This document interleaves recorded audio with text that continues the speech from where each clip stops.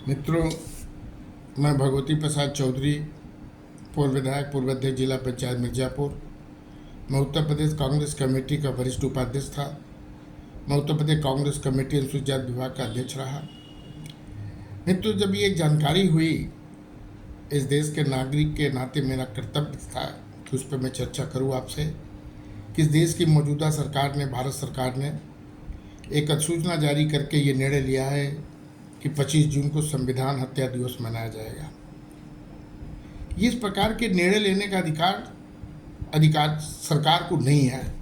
ये पार्टियां ले सकती है निर्णय, कोई भी पार्टी हो, उसके विचारधारा से तकलीफ हो सकता है, आंदोलन कर सकती, प्रदर्शन कर सकती हैं। आप यही तो करना चाहते हैं कि श्रीमती इंदिरा गांधी ने 25 जून 1975 को इस देश में आपातकाल की घोषणा की थी।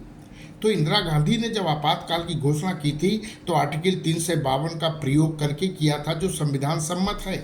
किसी तरीके से ये नहीं कहा जा सकता कि इसका संविधान में कोई प्रोविजन नहीं है। वो संविधान सम्मत था। देश के किसी कोने में अगर कर्फ्यू लगता है तो कानून सम्मत है। देश के किसी कोने में 144 लगता है तो कानून सम्मत है।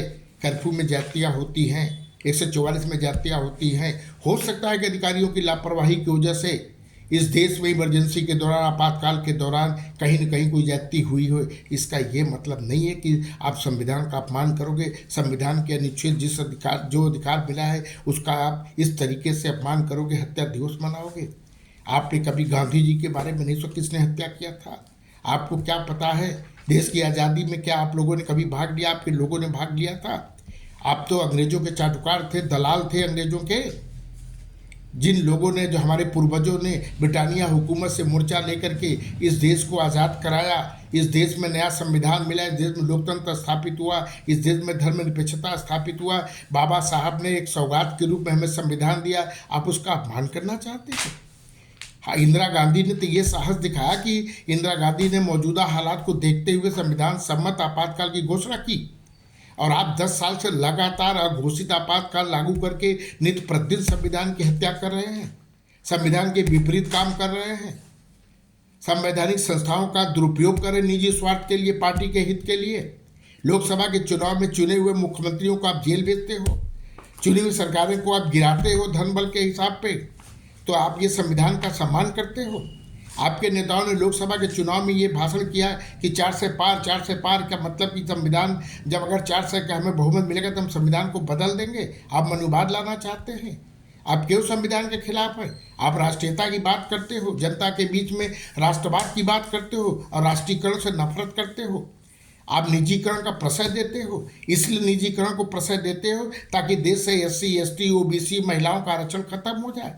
आप नित्य प्रतिदिन संविधान की हत्या कर रहे हो। अभी आपके प्रधानमंत्री जी ने, माननीय प्रधानमंत्री जी ने अपने मंत्रियों के साथ शपथ ग्रहण समारोह में शपथ लिया। अगली पंक्ति में हीरो हीरोइन बैठाए गए थे, पिछली चौथी, तीसरी, चौथी पंक्ति में इस देश के तीनों सेनाध्यक्ष बैठाए गए थे। ये संविधान का सम्मान था कि अपमान था? आप आधी रात को आप नोटबंदी करते हो, घोषणा करते हो, ये संविधान सम्मत था? आपने इस देश की अर्थव्यवस्था की अर्थी निकाल दी। इस देश की गरीब जनता अगर कोरोना के बारे में सोचेगी, याद करेगी, तो बद्दुआ देगी आपको और आपकी पार्टी को और आपकी सरकार को। तो हो सकता है कि आपकी पार्टी खुद कोरोना से संक्रमित हो जाए और ये सरकार भी, ये पार्टी भी लॉकडाउन में चली जाएगी। तब उसको समझ में आएगा कि लॉकडाउन में गरीबों ने किस तरीके के यातनाएं झेली है। आपको संविधान से नफरत है। अभी आपने देखा 7 राज्यों में 13 उपचुनाव हुए विधायकों के। सारे धार्मिक स्थलों से आप हार गए। देश के आवाम को मैं आभार व्यक्त करना चाहता हूं, जिन्होंने आपको संदेश दे दिया कि धर्म अलग है, राजनीति अलग है। धर्म को राजनीति में मत मिलाइए।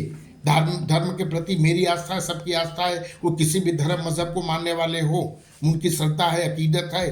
लेकिन राजनीति अलग है, धर्मनिरपेक्षता अलग है। यह देश की एकता और अखंडता को मत बिगाड़िए, देश के सामाजिक सौहार्द को मत बिगाड़िए, इस देश के गंगा जमुनी तहजीब को मत बिगाड़िए, इस कौम की किस्मत कौम को मत बर्बाद करिए, क्योंकि अंधभक्तों को नहीं समझ में आएगा। अंधभक्त तो बादशाह तबाही के बहबाई में लगे हुए हैं। तो मैं आपसे ये कहना चाहता हूँ कि किसी शायर ने कहा है कि न सूरत बुरी है न सीरत बुरी है, बुरा है वही जिसकी नीयत बुरी है। इस सरकार की नीयत बुरी है। ये सरकार बाबा साहब का अपमान करना चाहती है। ये संविधान को ख़त्म करना चाहती है। संविधान के एक एक अगर ये पूछे, देश की जनता पूछे कि किस अनुच्छेद का प्रयोग करके आपने अपने उस अधिकार का प्रयोग करके आर्टिकल 370 को जम्मू कश्मीर से आपने ये किया, तो वो संविधान सम्मत है, तभी संविधान में है ना प्रोविजन। आप कैसे कह सकते हो गैर संवैधानिक कदम है ये? तो ये इस तरीके से गुमराहियत का शिकार देश की आवाम को मत बनाइए। देश की आवाम ने समझ लिया है। मेरा संविधान सम्मत लोगों से अनुरोध है कि संविधान की हिफाजत करिए। जैसे हमने देश की हिफाजत की है, देश से गुलामी को दूर किया है, वैसे संविधान को बर्बाद करने वालों को भी दूर करना पड़ेगा, जो गलत तरीके से संविधान की उपेक्षा कर रहे हैं, संविधान को नित बर्बाद कर रहे हैं, अघोषित आपातकाल लागू करके प्रतिदिन प्रतिक्षण संविधान की हत्या कर रहे हैं। बहुत बहुत धन्यवाद।